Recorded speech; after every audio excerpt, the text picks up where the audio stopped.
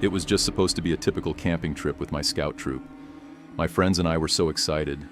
Davey, Kevin and I. We always looked forward to these camping trips, and the yearly autumn campout was one of the best. We took a bus to Grayson Falls, a huge state park with so many lakes to swim in, trails to hike, and several caves to explore. All the local scout troops would be there, 10 in all, and we would meet in the Starfall campground for the jamboree. There would be canoeing and races and s'mores and, of course, the annual Scary Story contest. We had been crafting our stories since the last jamboree, and this year, we were ready to take that prize. As the bus pulled up to the campsite, we all spilled out of it excitedly. We were the first to arrive, the others getting there tomorrow. But Scoutmaster Larry had wanted us to get there early to get the best spots. As I stood in the center of the campground, watching the other scouts mill about, going about their preparations, I couldn't help but soak in the sounds and smells of the surrounding forest. Grayson State Park had always been my favorite place to camp, and it was chiefly because it exuded this energy of safety and adventure. It was a maintained park, the park rangers keeping the animals in check, and the forest peeled back from the areas where hikers and campers stayed. Even so, it wasn't too hard to imagine a wolf or a bear watching from the trees, just waiting to pounce on the unexpected. It wasn't too far-fetched to think that something mysterious or unknown could be lurking in those woods. We set up our tent a little further back than the others. Scoutmaster Larry had given us a set area where we could pitch our tents, and we had set our own tents at the edge of this.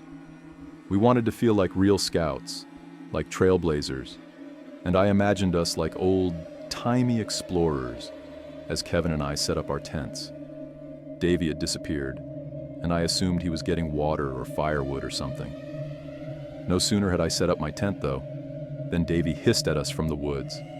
"Nice campsite, but follow me if you girls want to do some real camping," he said, motioning us into the woods. "But," Kevin started. Scoutmaster Larry said, "Who cares what Scoutmaster Larry said? Do you want to camp or what?" We looked at each other. I did feel pulled by adventure, and Kevin, despite being kind of a wet blanket, seemed to feel it too. We nodded and Davey set out his plan. We would leave our tents here as a decoy, since they were already set up, and move off into the woods. Davey knew of a place where he had set up his tent where we could do some actual camping for the night, away from the adults and other scouts. It would be like camping on our own, being explorers, and roughing it for real. "But what if they look for us?" Kevin asked. Davey just waves his hand at the question. "We'll go back to eat, and then after dinner, we'll head back to the site. We'll wake up before anyone gets good and stirring. Tomorrow, and be back in the camp before they notice anything." I had to admit it wasn't a bad plan. We would strike the camp after tonight and rejoin the jamboree tomorrow as the others arrived. No one would miss us for just one night, not with so many other scouts around. Kevin and I agreed to go look at the campsite first, wanting to see where he had put it before we committed to staying the night. And so we plunged into the forest, Davey leading the way. We took no trail, our feet following new ground as he led us to the campsite. As we went, I felt as though I could feel something watching us. It was still early afternoon, and the forest was alive with the sounds of nature. But this tickling on the back of my neck felt a little sinister somehow. I turned to glance around as we went, but I saw nothing more dangerous than a blue jay or a squirrel. I decided I was being silly, and caught up with Kevin and Davey as they headed for our secret campsite. Even Kevin had to admit that the campsite was pretty cool. It was set in a small clearing, and complete with a fire pit that led me to believe that other scouts had used this site before. His tent almost looked out of place here, and I could just imagine scouts before us sleeping under the stars in sleeping bags. Davey asked us what we thought, and I could see that both of us were sold on the idea of a rustic campout in the woods. We both agreed to come back after dinner, and thus we returned to the group. The rest of the day went by fairly uneventfully. We returned to find a hike about to begin, so we tagged along as Scoutmaster Larry showed us nature's glory. We were a little nervous that they might happen upon our campsite, but the hike took us around the nearby creek and up to a natural waterfall that fed from the lake nearby. As we returned, Scout Leader Mark had our dinner cooking over a small fire near the counselors' tents.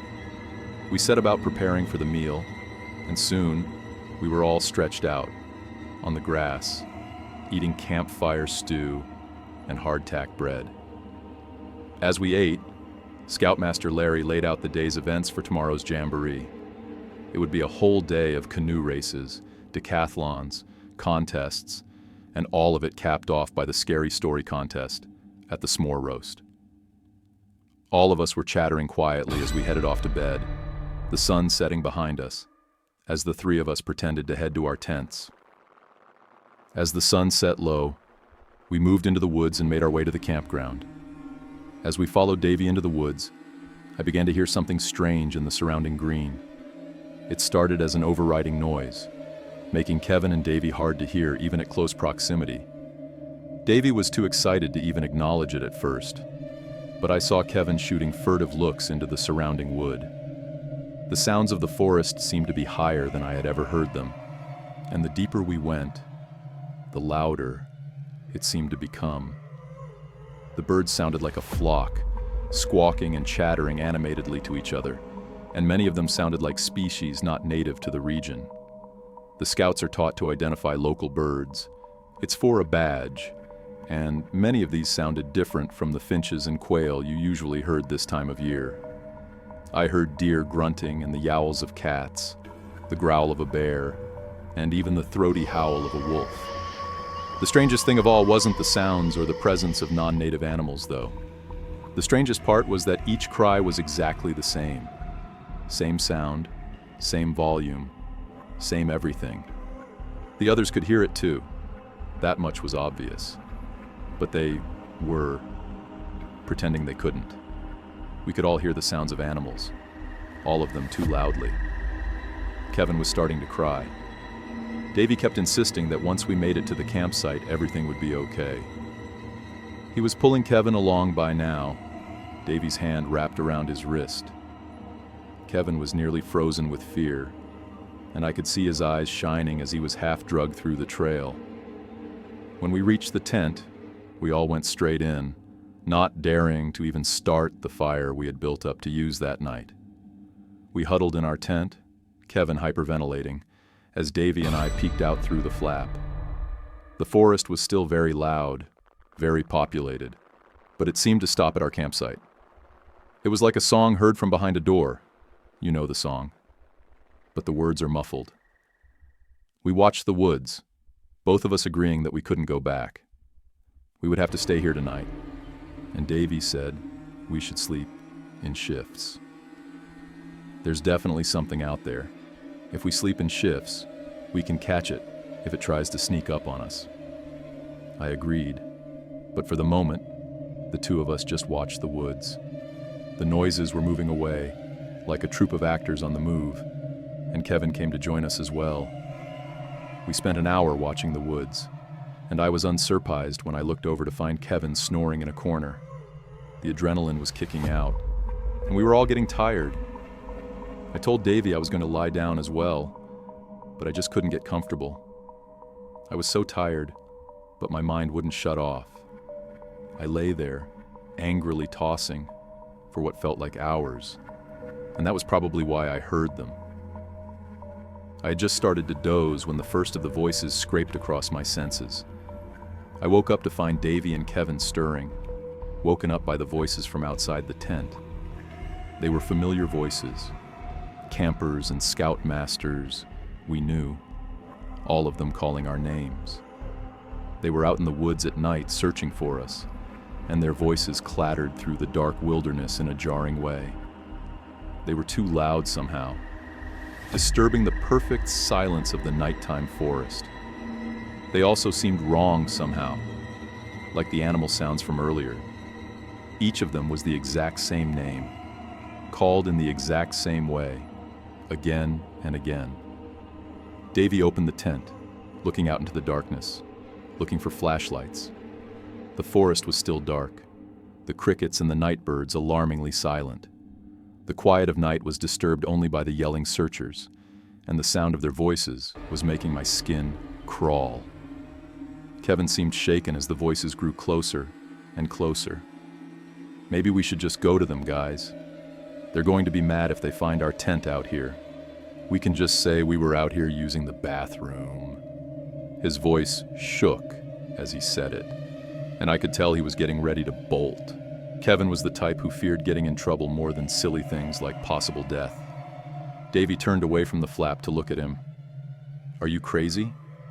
If we stay right where we are, they'll never find us. Kevin, however, didn't seem so sure. As we stood at the tent flap, watching the woods and listening to the voices, Kevin made a sound like a wounded cat and made a break for the woods. He shoved past us and went running into the brush, yelling that he was sorry for making them look for him. We heard him apologizing until his yells were suddenly cut off. He was stammering apologies 1 minute, and the next he was silent as he grave. Davy and I stood looking out into the woods, shuddering in the sudden silence that held sway across the dark green world. Then, as suddenly as they had stopped, the voices began again. We could hear Kevin's voice amongst them, calling for us to come out. "Davy," I said, both of us still looking out into the woods, my eyes having just realized something my brain should have a long time ago. If they're out here looking for us, why don't they have flashlights? Davy contemplated this, and it seemed to scare him just as much as it scared me. We went back inside, huddling in our tent as the voices grew closer and closer. Davy zipped up the doorway and walked backwards into the suddenly flimsy canvas tent. He seemed afraid to turn his back on the doorway and just sort of stood in the middle as he kept his eyes fixed to the secured opening. I hunkered in my sleeping bag, listening to the voices call our names as they came closer and closer. Davy shuddered, cocking his head like a dog who hears a noise. He suddenly took a step back towards the door, and I yelled at him to get away from there. I hunkered down in my own bag, hearing the voices calling our names, and my tears were wet as they slid nakedly down my face. We were trapped out here, alone, with no one to help us. Why hadn't we just stayed with the others? I sunk deeper into my bag, hoping I would wake up to find out that this was just a dream, and feel silly for letting it scare me. I opened my eyes as the zipper slid open. I looked out to find Davy standing in the doorway, looking out as the voices seemed to surround our tent. I begged him to close it, begged him to come back, but he only glanced back at me, almost apologetically. The moon cast his face in stark relief, turning him into a carved totem, and then he turned and stepped out into the night. He left the tent open, and I heard him scream as whatever was calling to us got him. His scream was high and long, cutting through the monotonous calling like an axe through a melon.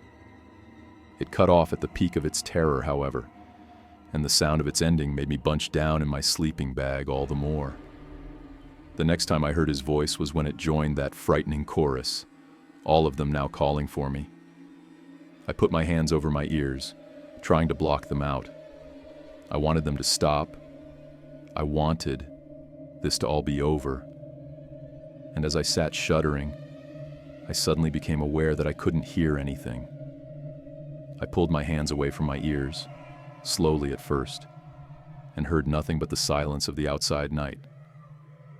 I looked to the flap of the tent and found only the soft rustle of the fabric against the zipper as I began to worm out of the warm embrace of the sleeping bag. I got about half out when suddenly they were all around me. Their hands pushed at the walls of the tent. Their faces were canvas-covered masks as they tried to press their way inside. I could see their terrible features and hear their ragged breathing as they all shoved at the thin barrier of my tent. There were so many of them, adults, children, animals, and others who resembled nothing so much as skeletons with vaguely human shapes. A shadow fell onto the floor of my dwelling, and I looked to see one framed in the open doorway. I zipped my sleeping bag shut then, and hunkered at the bottom, a snail trapped inside its shell. Outside, I could hear the monotonous voices surrounding me again, moving in for the kill as I shuddered in the bottom of my sleeping bag. When I heard the metallic sound of a zipper, I knew I was done for.